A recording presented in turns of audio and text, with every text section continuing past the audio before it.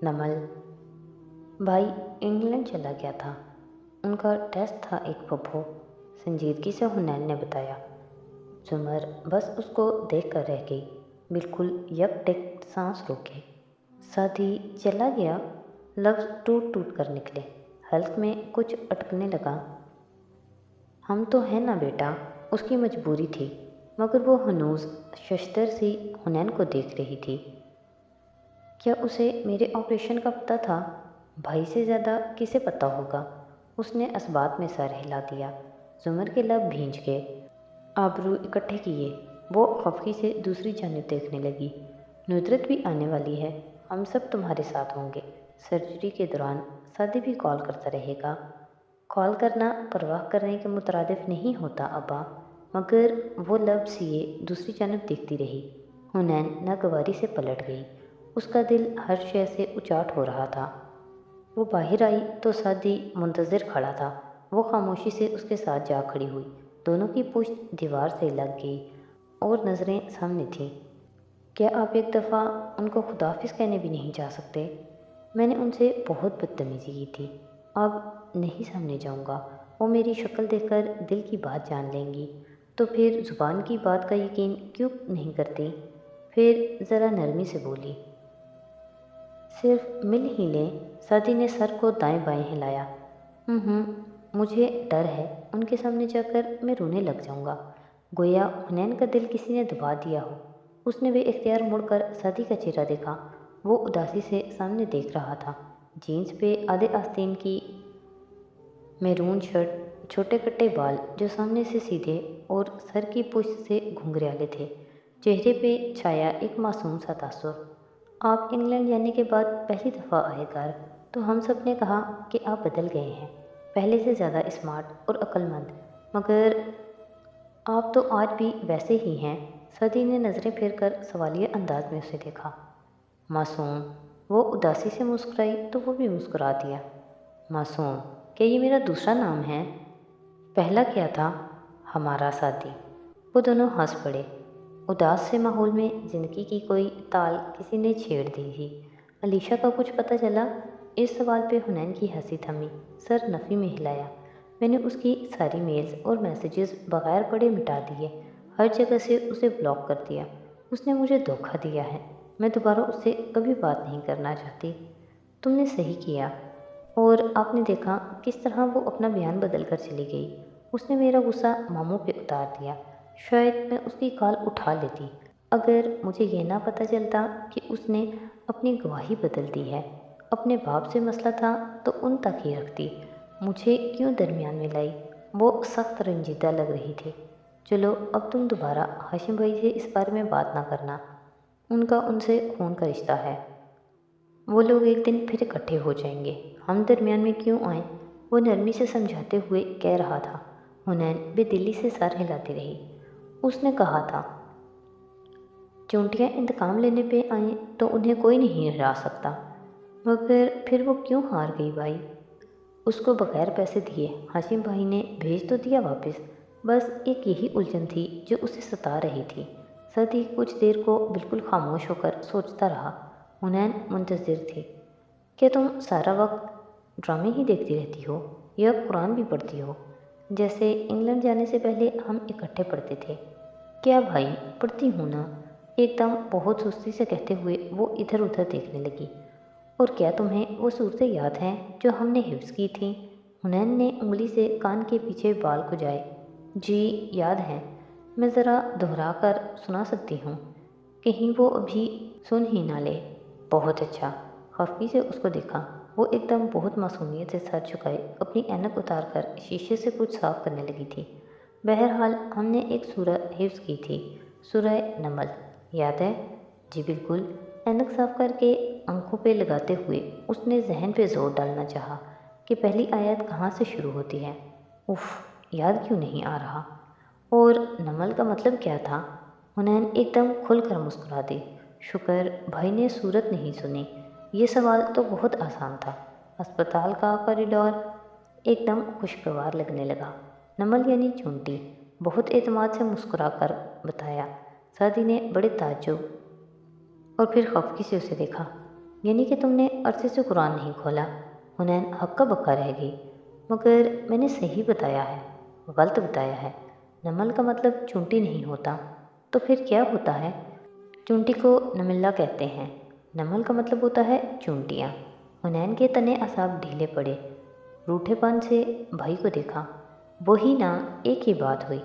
اگر ایک بات ہوتی تو اللہ تعالیٰ اس صورت کا نام سورہ نملت رکھ دیتا، مگر نہیں۔ چونٹی اور چونٹیوں میں بہت فرق ہوتا ہے۔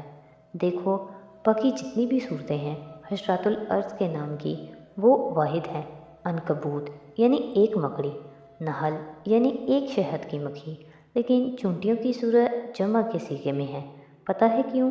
اس نے ابھی ابھی کی سوچی گئی بات بہت ایکسائٹڈ ہو کر کہی۔ وہ بہت دھیان سے سن رہی تھی، بے تابی سے بولی۔ کیوں؟ کیونکہ اکیلی چونٹی ہوتی ہی نہیں ہے۔ کبھی دیکھی ہے اکیلی چونٹی؟ چونٹیاں ہمیشہ ایک قطار میں اپنے خاندان کے ساتھ ہوتی ہیں، اکیلی رہ جاتی ہیں، پیروں تلے مسلی جاتی ہیں، اور جو اکٹھی ہوتی ہیں وہ کبھی نہیں ہارتی۔ علیشا اکیلی تھی اور تم نے بھی اس کی مدد نہیں کی، تو وہ کیسے جیت سکتی تھی؟ وہ خاموش ہوا تو حنین بالکل چپ سی ہو گئی۔ اگر وہ مجھ پہ پہلے بھروسہ کرتی تو میں اس کی مدد کرتی، مگر اب میں اسے لاتعلق رہنا چاہتی ہوں۔ تمہیں ایسا ہی کرنا چاہیے۔ دونوں پھر سے خاموش ہو گئے۔ مگر وہ میری بیسٹ فرینڈ تھی، اب وہ نہیں ہے۔ پھوپھو نے بھی مجھے اکیلا کر دیا۔ چلو، میں تو ہوں نا تمہارا بیسٹ فرینڈ۔ وہ نرمی سے مسکرایا تو حنین بھی مسکرا دی اور ذرا سی بھائی کے قریب کھسک آئی، کندھے سے کندھا ملا۔ حنا کی چھوٹی انگلی سے اس کی انگلی ٹکرائی۔ ایک تحفظ کا احساس۔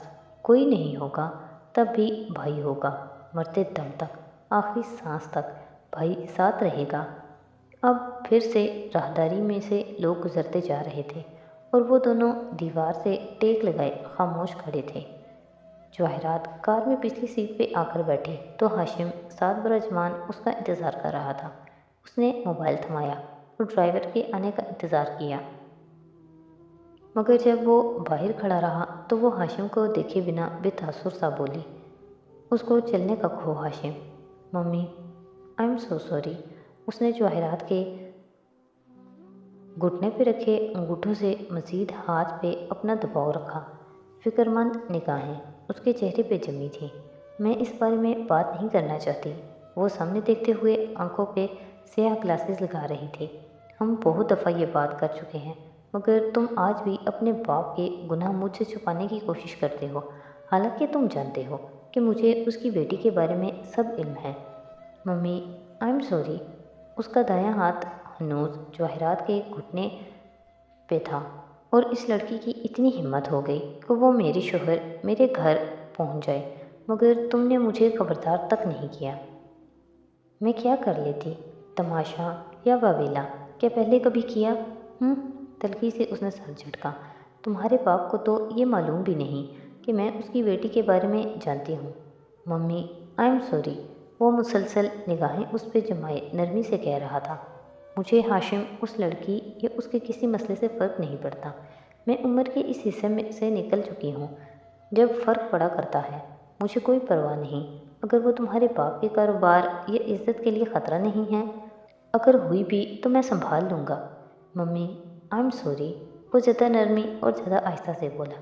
جواہرات نے ایک ہاتھ سے گلاسز اوپر چڑھائے اور آنکھیں گھما کر اسے خفگی اور دکھ کے ملے جلے تاثرات سے دیکھا۔ تم نے مجھے کیوں نہیں بتایا کہ وہ ادھر آئی ہے؟ مجھے بے خبر کیوں رکھا؟ شاید میں جانتی ہوں کیوں۔ تم مجھے ہرٹ نہیں کرنا چاہتے تھے۔ کہتے ہوئے آنکھوں میں کرب کی سرخی ابھری۔ Mummy, I am sorry. اس نے ذرا سا ماں کا ہاتھ دبایا۔ جواہرات نم آنکھوں سے مسکرا دی اور دایاں ہاتھ ہاشم کے اسی ہاتھ پہ رکھ دیا۔ آنکھوں کی خفگی نرمی میں ڈھل گئی۔ اٹس اوکے، میں تم سے کبھی خفا نہیں ہو سکتی۔ وہ بھی مسکرا دیا، پھر پیچھے ہوا، ڈرائیور کو واپس آنے کا اشارہ کیا۔ مجھے واقعی اس لڑکی سے فرق نہیں پڑتا۔ اس وقت تو صرف یہی خیال دل کا کانٹا ہے کہ ہم دونوں نے زمر کی زندگی برباد کر دی۔ مجھے اس کا افسوس ہے۔ مجبوری نہ ہوتی تو میں ایسا کبھی نہ کرتا۔ وہ چہرے پہ ایک دم امٹ کر آتی تکلیف کو ضبط سے چھپا کر سیل فون نکالنے لگا۔ مجھے ہر رات سونے سے پہلے زمر کا خیال آتا ہے اور اس سب کی مستحق نہیں تھی ہاشم۔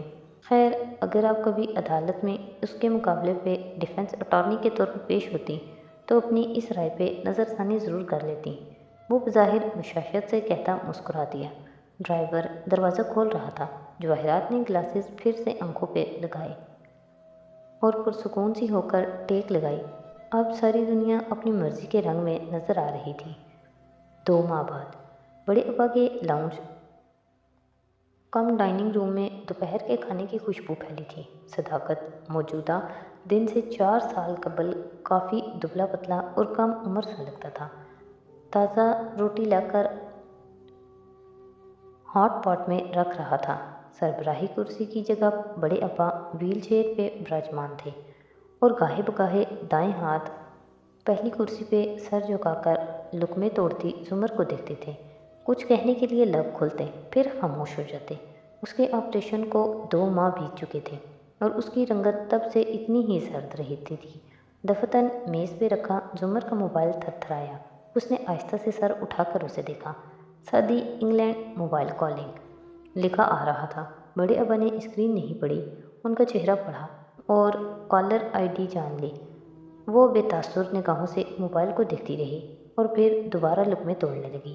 ان کو بے چینی ہوئی۔ فون بج رہا ہے، میں کھانا کھا رہی ہوں۔ لقمہ منہ میں رکھ کر سر جھکائے اگلا توڑنے لگی۔ فون خاموش ہو گیا۔ ذرا سا وقفہ اور پھر بجنے لگا۔ زمر نے پانی کا گھونٹ بھرا اور موبائل اٹھا کر کان سے لگایا۔ ہیلو، السلام علیکم زمر۔ وہ رکا۔ منہ میں کچھ ہونے کے باعث آواز ذرا فرق لگی تھی۔ زمر بول رہی ہیں نا؟ جی، زمر پھوپھو بول رہی ہوں، سنجیدگی سے کہتی فون کان سے لگائے۔ وہ پانی گھونٹ گھونٹ پی رہی تھی۔ بھوری آنکھیں میز پہ رکھے گلدان پہ جمی تھیں۔ چہرہ زرد اور نکاہت زدہ لگتا تھا۔ بڑے ابا بس بے چینی سے اس کو دیکھے گئے۔ اوکے، کیسی ہیں آپ؟ وہ صبح سویرے کی نیلی اندھیرے میں ڈوبی سڑک پہ واک کرتے ہوئے موبائل کان سے لگائے کافی لگاؤ اور اشتیاق سے پوچھ رہا تھا۔ ٹھیک ہوں، تم کیسے ہو؟ میں بالکل ٹھیک۔ آپ کی درد کیسی ہے؟ وہ سڑک کنارے ایک جگہ کھڑا ہو گیا، کمر پہ ہاتھ رکھ کر کچھ محسوس کرنا چاہا۔ درد نہیں ہے یا پھر اب احساس نہیں ہوتا؟ وہ گلاس رکھ کر روٹی کا نوالا توڑنے لگی۔ نہیں، اتنی جلدی تو درد ختم نہیں ہوتا۔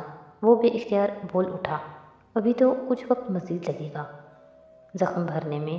بہت سے کام آپ نہیں کر سکتی ہوں گی۔ سامنے تیز تیز بھاگ کر جاگنگ کرتے ایک لڑکے کو دیکھ کر وہ بے خود سا بولا۔ اور آپ کیسی ہیں؟ اس کے سرد خوش رویے پہ وہ بس اتنا پوچھ سکا۔ پہلے جیسی ہوں، ابھی کھانا کھا رہی تھی۔ او ہاں، آپ کی تو دوپہر ہوگی۔ بڑے ابا جلدی کھانا کھا لیتے ہیں نا؟ وہ خفیف سا ہنسا۔ زمر خاموشی سے نوالا منہ میں رکھ رہی تھی۔ سادی چپ ہو گیا، پھر دوبارہ کوشش کی۔ میں آج مال جا رہا تھا دوست کے ساتھ۔ کچھ چاہیے آپ کو؟ صرف سکون، اور وہ ادھر سے نہیں ملتا۔ وہ پھر چپ ہو گیا، مرجھا گیا، آہستہ سے بولا۔ چلیں اب کھانا کھائیں، میں فون رکھتا ہوں۔ زمر قدرے وقفے سے اضافہ کیا۔ زمر پھوپھو۔ تب احساس ہوا کہ بات کے آغاز میں اس نے کیوں یاد کروا دیا تھا۔ 21 سال زمر تھی، اب وہ پھوپھو بن گئی تھی۔ بھتیجی نے فون بند کر دیا۔ زمر نے موبائل میز پہ رکھ دیا۔ اس سے کیوں ناراض ہو؟ وہ غور سے اسے دیکھنے لگی۔ میں اس سے ناراض نہیں ہوں، وہ میرا بچہ ہے۔ بچوں سے کون مقابلہ کرتا ہے؟ پھر اس کو یہ کیوں کہا کہ زمر پھوپھو بول رہی ہوں؟ اوکے، آپ ہمارا کھانا خراب کرنا چاہتے ہیں تو ایسے ہی صحیح۔ پلیٹ پرے ہٹائی اور سر اٹھا کر سنجیدگی سے ان کو دیکھا۔ وہ اس وقت کہاں تھا جب میں بیمار تھی؟ میرا آپریشن تھا ابا۔ حماد نے منگنی توڑ دی تھی۔ ایک اجنبی عورت مجھے گردہ تک دے سکتی تھی، مگر وہ سادی جس کو میں نے انگلی پکڑ کر چلنا سکھایا تھا، وہ ایک دن بھی میرے لیے نہیں رک سکا۔ وہ میرے پاس کیوں نہیں تھا اس وقت جب مجھے اس کی ضرورت تھی؟ یہ تب کیوں نہیں کہا جب اس نے فون کیا تھا؟ اس نے گہری سانس لے کر سر جھٹکا، بولی کچھ نہیں۔ تمہیں اصل غصہ اس بات پہ ہے کہ سادی نے تمہارے مقابلے میں فارس کا یقین کیا، اور اس نام پہ اس کی آنکھوں میں سرخی اتر گئی۔